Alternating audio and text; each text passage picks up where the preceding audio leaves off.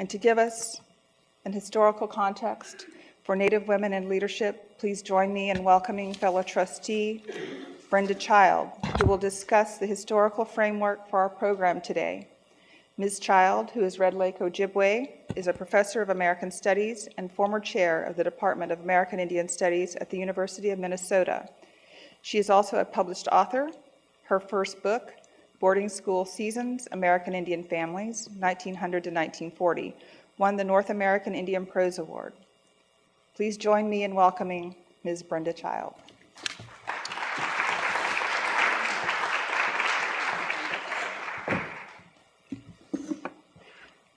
Good morning, everyone. Thank you, Brenda, for those really important words, and thanks to Deborah too for the song.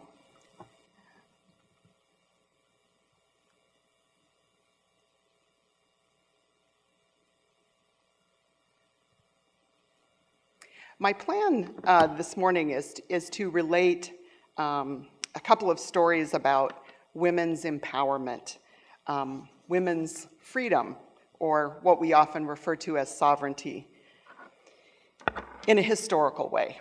I'm a historian. The first involves a fisher woman from northern Minnesota.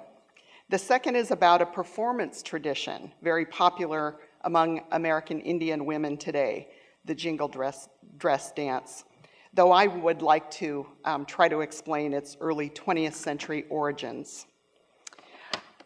As I talk today, I want to send a big thank you to Ivy Vineo, a Grand Portage Ojibwe photographer from northern Minnesota, who allowed me to use some of her contemporary powwow pictures in my presentation. So I'll have a few historical images and end up with some contemporary pictures. But this is actually a photograph I took myself on my phone last summer, traveling with some friends up on, I'm from Red Lake in northern Minnesota, way up on the Canadian border. And this is a photograph from the Canadian border. It's an area that I always think is interesting, not just because of its beautiful landscape, but it's a region where there are many different borders and political boundaries. When you go up to the northwest angle, part of it is the Red Lake Indian Reservation, part of it is you're on roads that are Manitoba, you have to formally cross over into Canada to get there. And then when you go out fishing on the water, you're in Ontario and you need an Ontario fishing license. So it's kind of a complicated place. But this was taken in July, and you can see that light green stripe is wild rice ripening. So that's so kind of transport yourself to the border of the US and Canada. And I'm going to start out with a letter. Writing in the spring of 1939, an Ojibwe man named Max Jones sent a courteous letter to the superintendent of the Red Lake Indian Reservation about his mother, Nana Abik. The Jones family lived in Minnesota up near the Canadian border. Mr. Jones's letter was one of complaint, yet he calmly explained that a Minnesota state game warden was making it difficult for his mother to set a net for fishing. So this is what he wrote. Mother, Mrs. Anna Jones, or Nana Abik, wishes to get a permit if possible, so she can put her small net in the Warroad River, where her land joins, alongside of her house. The game warden drags through there all the time, which is making it impossible to maintain fishing grounds. If you can possibly send her a permit so she can have a right to fish there, we will appreciate it very much. I find that letter ironic in a lot of ways. But this succinct, ordinary letter, like countless others received by Indian agencies across the United States and similar and subject to scores of letters Indian people wrote, introduces some of the complexities that American Indians experienced throughout the history of settler colonialism. The Jones family lived within an indigenous community in Warroad, Minnesota, a town that, as I said, bordered not only an Indian reservation, but also the United States and Canada. They were Ojibwe people, but they did not live on a reservation, but instead on an allotment of land. Most significantly, Nana Abik's home and fishing spot was historically an Ojibwe place, Anishinaabe Waki, or a homeland. Born around 1875, Nina Ubik also lived her days among French settlers and newer Scandinavian immigrants who were loggers and farmers, as well as her own relatives and people. So the Jones family inhabited a complex legal world, increasingly defined by borders that disrupted their ability to make a living, so that by Nina Ubik's time, a conflict with a game warden was simply part of day-to-day existence. Nina Ubik's way of life was not so different from that of many other women who survived on reserves or allotments of land in the early 20th century, and who by letter or action, such as setting a small fishing net, continued to exercise their right to work and earn a living. That they frequently carried out these activities on indigenous homelands, whether in Minnesota or other areas of the US or Canada, presented a continuous challenge to the political and legal structures that came to define the reservation era. But Nina Ubik had a relationship to that river where she set her net and worked, as did her ancestors, and possibly even her descendants today, since Ojibwe people still fish the Warroad River. One of the tributaries of the Lake of the Woods, this was a contested landscape in Nina Ubik's lifetime. For many generations, Ojibwe women maintained not only legal rights, but a spiritual and economic responsibility for water. Seems like a big thing to say. At the same time, it was characteristic of Ojibwe worldviews to place greater emphasis on their responsibilities to the land, water, and its resources, rather than simply their right to exploit them. Women fished in addition to harvesting wild rice, which is what's going on here, from the headwaters of rivers and from lakes, and organized their labor collectively and in ways that demonstrated excellent management of the natural environment. Through these essential activities, they considered themselves to be stewards of the water and took responsible for caring for its resources. So the way I often describe this to my students is, for Ojibwe people, water was a gendered space where women possessed what we might think of as property rights.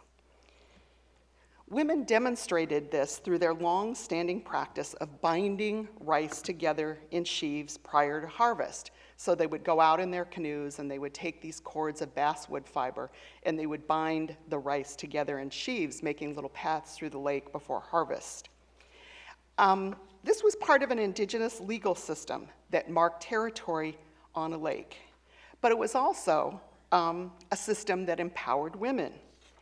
So from every legal angle that mattered to Ojibwe women, and in consideration of the need to make a living, women like Nina Ubik were obliged to harvest wild rice or to go out and set a fishing net in the Warroad River, despite the difficulties she may have faced in doing so by 1939. At the time of her son's letter, Nina Ubik was in her maturity as a widow in her mid-60s, and as a working woman with grown children, she was no doubt experienced in, I guess, what we'd call conflict resolution. In her community, though, stories were designed to help the Anishinaabe cope with disputes and life's naturally occurring periods of disharmony, and they frequently contain solutions for resolving disagreements between people. As Ojibwe legal scholar John Barrows has observed, stories express the law in Aboriginal communities, since they represent the accumulated wisdom and experience of First Nations conflict resolution. Some of their narratives predate the common law, says law professor Barrows, and have enjoyed their effectiveness for millennia, and have yet to be overruled or abrogated. Now, the state and federal bureaucracies that administered Indian affairs, I often think, were generally immune to Ojibwe stories. But Indian people quickly learned the necessity of producing vastly oversimplified letters to communicate the important things, like setting a small fishing net. Talk about another idea. Wenjibima Diziyang. How might Jones, in one short letter, have possibly explained his mother's responsibility for for the water and resources of the Warroad River, or the broader Ojibwe worldview encapsulated in their concept of Wangibima Diziyang, or from what or where we get our living, our life. Ojibwe leaders involved in treaty negotiations frequently employed this phrase, Wangibima Diziyang, or from what or where we get our living, our life. And they did this to acknowledge the human dependence on all the necessities of life, including food, clothing, shelter, and medicine. Given the profound importance of this idea, from what or where we get our living, our life, I wonder if there's more to Max Jones's letter than appears on the surface. On the one hand, the letter clearly points out the barriers his mother faced while trying to make a living by fishing, but it also gestures toward another more potent issue for Indians living in the US or Canada, which was Nana-Abik's right to fish there in the tributaries of the Lake of the Woods. Jones's letter suggests not only the mere inconvenience created by a game warden, one that had caused Nana-Abik an economic hardship, but that he had disturbed her fishing grounds in the river joining her allotment, from where the Ojibwe had gotten their living, our life, long before the creation of the place in which she now lived, which was Minnesota. At the time of Nana-Abik's conflict with the game warden, she was, as I mentioned, an older woman. I always like to explain that the Ojibwe term for a female elder is Mindi Muyen. In the Ojibwe language, it literally refers to, this is the wonderful translation, one who holds things together. I gave this talk, made this point to a group of retired faculty at the University of Minnesota, and I was never so popular. There was just like a great, noise that came up from the women. So, Mindi Muyen, one who holds things together. And it's a category of distinction that honors the pivotal role occupied by fully mature women in the social order. So women's power was an expression of how the Anishinaabe understood the world they inhabited.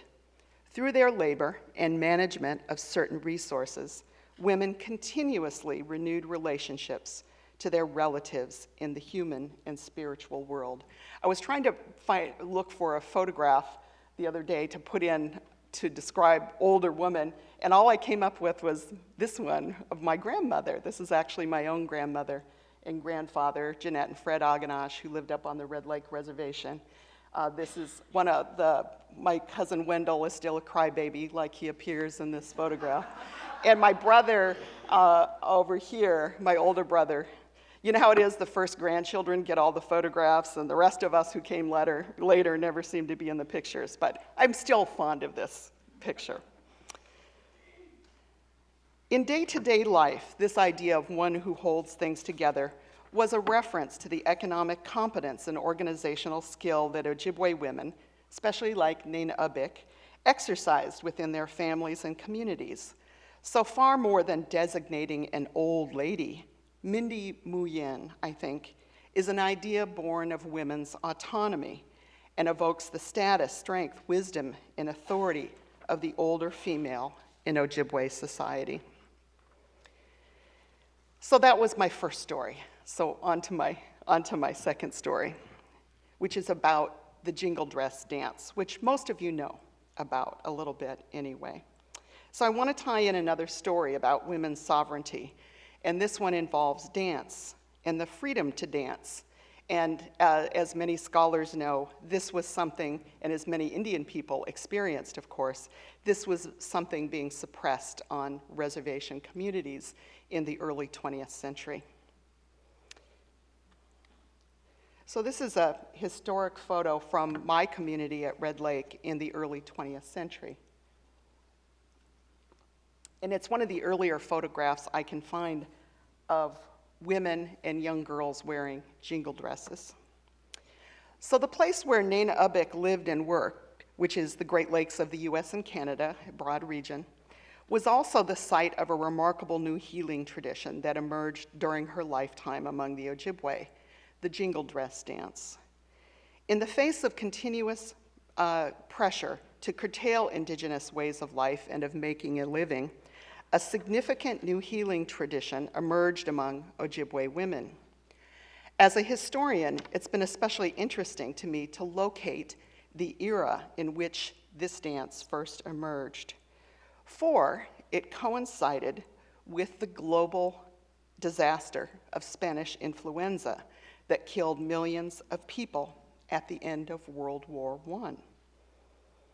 Historians suggest that the worldwide epidemic of influenza that spread in 3 waves in the spring and fall of 1918 and the winter of 1919, killing 30 to 50 million people worldwide, far more than the war itself, is an event strangely without a strong historical memory in the United States, despite the loss of 675,000 American lives. Another 50,000 people died in Canada.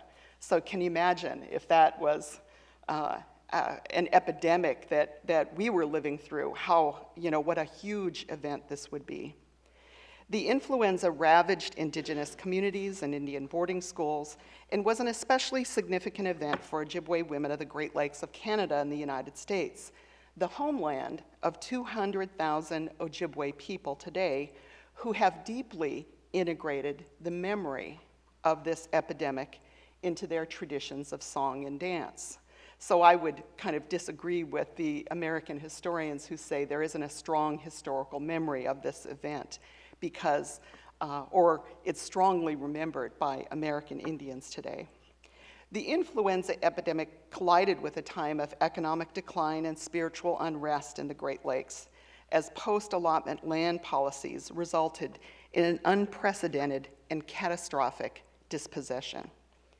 Historic photographs and Ojibwe stories about the jingle dress dance have persuaded me that the tradition emerged not in some timeless past, but within the specific context of World War I and the influenza pandemic. The jingle dress dance strengthened and healed communities during a time of illness, death, poverty, and dispossession, evolving as a positive force in the midst of terrible tragedy and allowing the Ojibwe to cope with the aftermath of the epidemic in their communities. Later in the century, right, like in the 1980s, the influenza all but forgotten, the jingle dress dance underwent a remarkable pan-tribal revival that many of us have lived to see and experience. Narratives from Ojibwe communities say that the tradition sprang from the experience of a young girl. These are the stories that you hear in my community, down in Mille Lacs in central Minnesota, up in Ontario. It's the same story, that this dance originated with the experience of a young girl who grew very ill and appeared to be near death. Sounds very much like someone who has the influenza. The setting is sometimes the Mille Lacs Ojibwe community in Minnesota, other times up in Whitefish Bay, Ontario.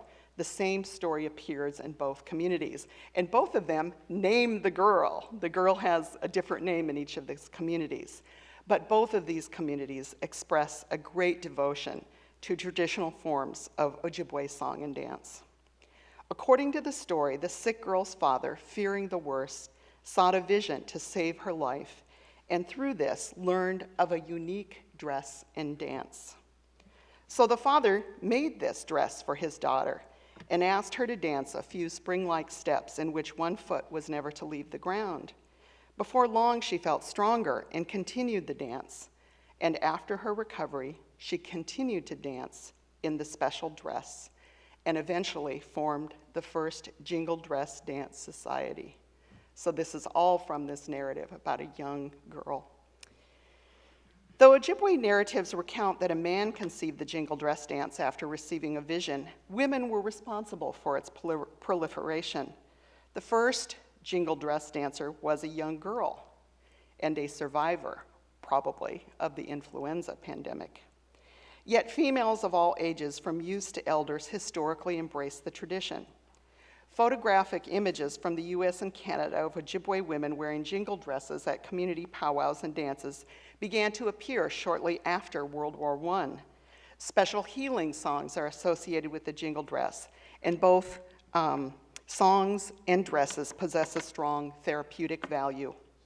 Women who participated in the jingle dress dance, dancing to ensure the health and well-being of an individual, their family, or even a broader tribal community, passed the special dresses down to daughters and cherished friends.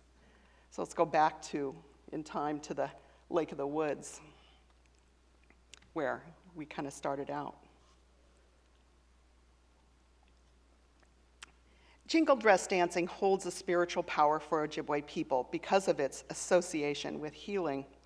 In the Ojibwe world, spiritual power moves through air, and sounds hold great significance.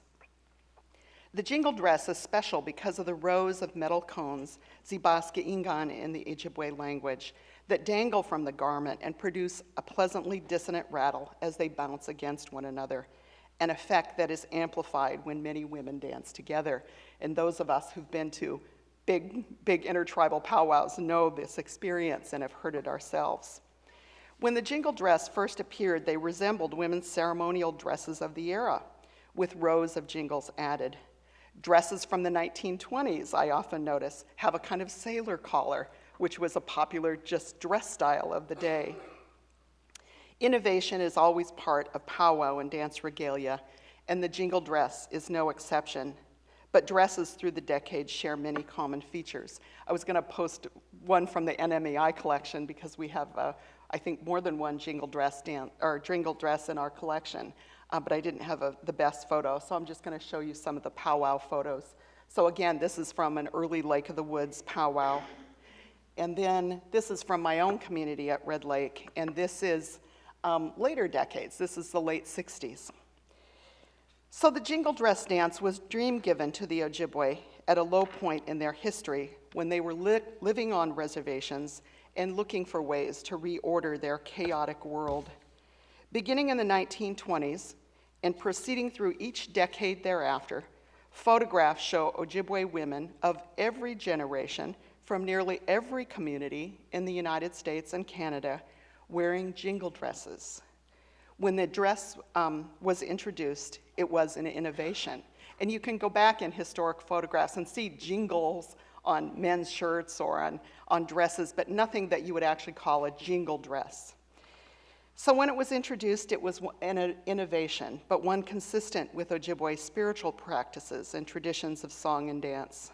And again, this dance coincided with a new suppression of Indian religion in the United States, as the dance order banning ritualistic dancing on reservations arrived from Washington in 1921. So think of it as like a simultaneous kind of event, the emergence of this, and then women finding this new healing tradition at the very moment the government's trying to suppress such traditions.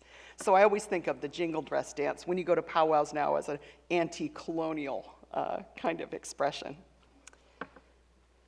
Nonetheless, the jingle dress dance movement flourished, and the dance has maintained its power for nearly a century in the Great Lakes region. Of course, it's spread out. The dress has enduring significance, but was especially important in shaping how women helped their communities mitigate the perilous effects of American colonialism and cope with reservation life, including an epidemic at the historical moment of its origin. In every part of community and economic life related to the well-being of families and health, women were especially active, and the jingle dress dance and rituals associated with it are part of their legacy. So just a few of Ivy's wonderful photographs. I think this is in St. Paul, Minnesota. That's my own daughter and my niece a few years back when they were littler, and they're dancing at Red Lake.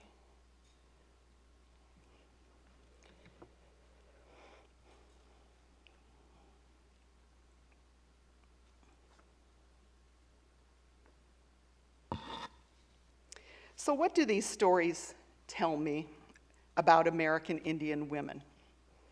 As a historian, I find that I love the small story, the small human story, so that even a fisherwoman setting her nets is interesting to me, because only through the small stories do I ever find my way to the big picture of women's lives.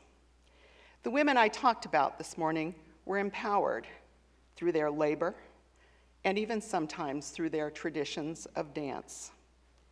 So Nina Abik and the jingle dress dance tradition tell me that wherever they lived or settled or resettled, Indigenous women engaged the changing world of the reservation straight on. They adapted gender roles and expectations and adjusted labor practices to new circumstances. Sometimes they sought out fishing permits. They worked as healers within their communities, and that included the jingle dress dance tradition, practicing what today we call holistic medicine. Women worked as the principal harvesters of wild rice and maple syrup and gathered fruits and gardens in their communities, bringing good health and stability to life in years otherwise notable for land loss, deprivation, and crisis. So Indian reservations in the early 20th century were, to me, settlements where women's efforts to hold things together merge tradition and innovation, allowing families and future generations to maintain communities in their homelands. So my own goal as a historian and as an Ojibwe woman is to remember the work and vision of generations of women who shaped life in their communities, a force greater than treaties that binds us to our homelands. Thank you very much. Miigwech.